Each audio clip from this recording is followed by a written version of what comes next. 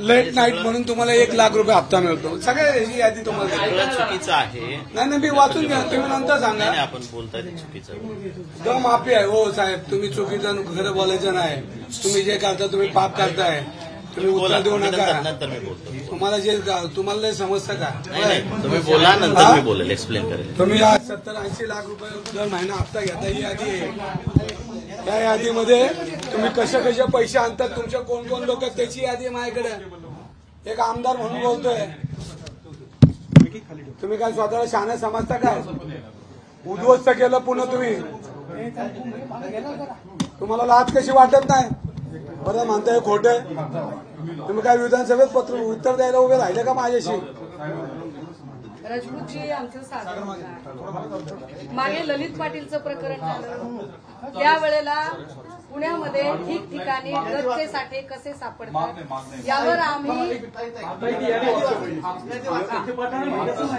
यादी वाचू काय? विमाननगर परिसर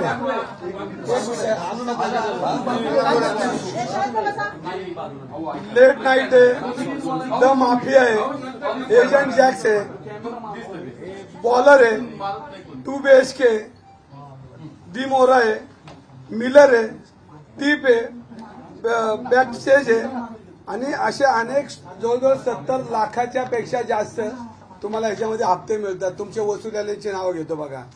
पहिला आहे कॉन्स्टेबल सुर्वे, पडवळ, बाळासाहेब राऊत, राहुल रामनाथ आणि सुप्रिटेंडेंट आपलं चरणसिंग राजपूत. हे तुमच्या आशीर्वादाखाली चाललेले धंदे. पुणे महानगरपालिकेने तुम्हाला परवानगी इंडस्ट्री नाही दिल्या तर तुम्ही चालवले कसे? हे पब चालले कसे? आणि या पबमध्ये तुम्ही जे नियमावली केली त्याच्यानंतर तुम्हाला गुगल मॅपवर आज गेला तर 4-4 वाजेपर्यंत हे सगळे चालतात. तुम्हाला मनाला काहीतरी एकदा वाटू द्या पुणेकरांसाठी. आणि तुम्ही जे करताय ना हे चुकीचं करताय, हे तुम्हाला आम्ही बोलायला आलोय. आता आम्ही सरळ बोलतो, याच्यापुढे सरळ बोलणार नाही. आमच्यावर काय ऍक्शन पोलिसांनी घ्यायची ते घेऊ द्या, पण याच्यामध्ये आम्ही पुणेकरांना, नागरिकांना आमची मुलं नसतीनाबत होऊन देणार नाही.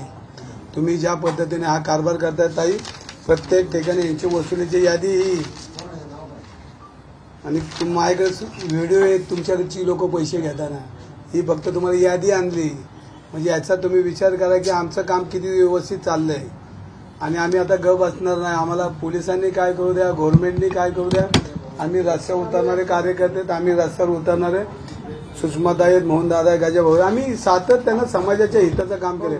साहेब तुमच्याकडे आम्ही चहा प्यायला कधी आलो नाही, तुम्हाला विचारलं.